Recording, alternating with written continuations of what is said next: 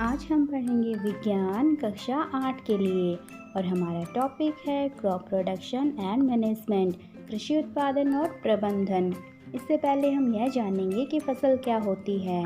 जब एक ही तरह के पौधों का उत्पादन एक विस्तृत क्षेत्र में किया जाता है तो उसे फसल कहते हैं। समयावधि के आधार पर ये दो प्रकार की होती हैं। जो फसल अक्टूबर से मार्च के समयावधि में प्राप्त होती है उसे रबी की फसल कहा जाता है।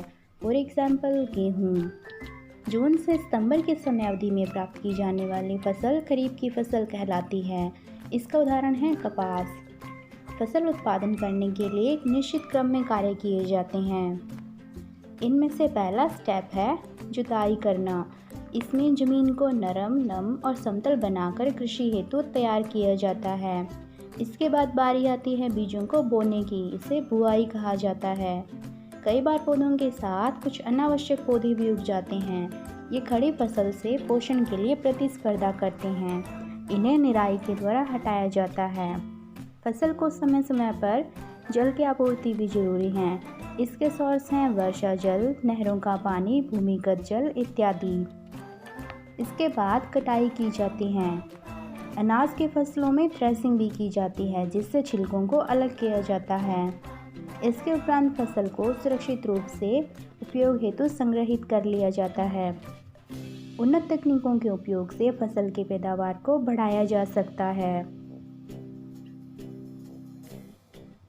जैसे कि जुताई पहले हल के द्वारा की जाती थी, लेकिन अब कल्टीवेटर जैसी मशीनों का उपयोग कर इसे आसान बनाया जाता है।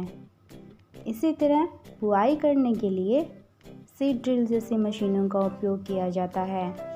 इसके साथ साथ जैविक तकनीकों से प्राप्त हाइब्रिड बीजों का उपयोग किया जाता है जिससे उन्नत फसल प्राप्त की जा सके। इसी तरह सिंचाई में भी आजकल दो तरीके अधिक प्रचलन में हैं। इनमें से पहला है फुवारा पद्धति। इसे स्प्रिंकलर सिस्टम भी कहा जाता है। यह विधि असमतल जमीन के लिए बहुत उपयोगी है। इसी तरह दूसरी विधि है ड्रिप सिस्टम। इसे बूंद बूंद सिंचाई पद्धति भी कहा जाता है। इस विधि से जल की बहुत बचत होती है।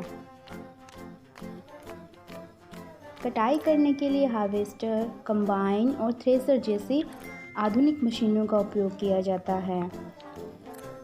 इससे मानव श्रम की बचत होती है। इसके साथ साथ समय भी बचता है। इसी तरह संग्रहण के लिए भी उन्नत तकनीकों का उपयोग किया जाता है।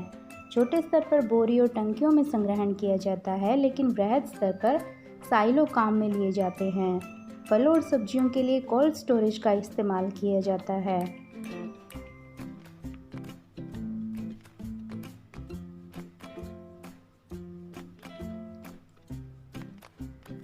इस तरह उन्नत तकनीकों के इस्तेमाल से फसल की पैदावार बढ़ाई जा सकती है, लेकिन इसके साथ साथ पोषण भी आवश्यक है।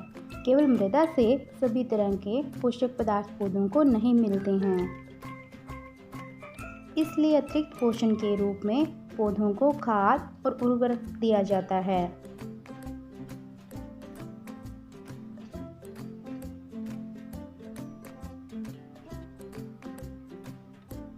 खाद एक तरह का जैविक रूप है।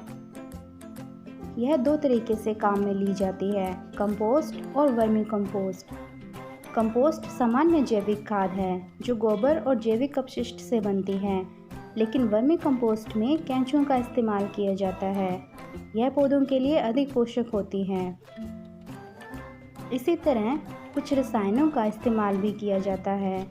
इन रसायनों को उर्वरक कहा जाता है, जैसे कि यूरिया और फॉस्फेट। इनके इस्तेमाल से पौधों को पोषण की आपूर्ति की जाती है। इस तरह इन विधियों के इस्तेमाल से फसल की पैदावार बढ़ाई जा सकती है। आप भी अपने परिवेश में कृषिगत उन्नत तकनीकों के बारे में जानकारी प्राप्त करें। Thanks for watching.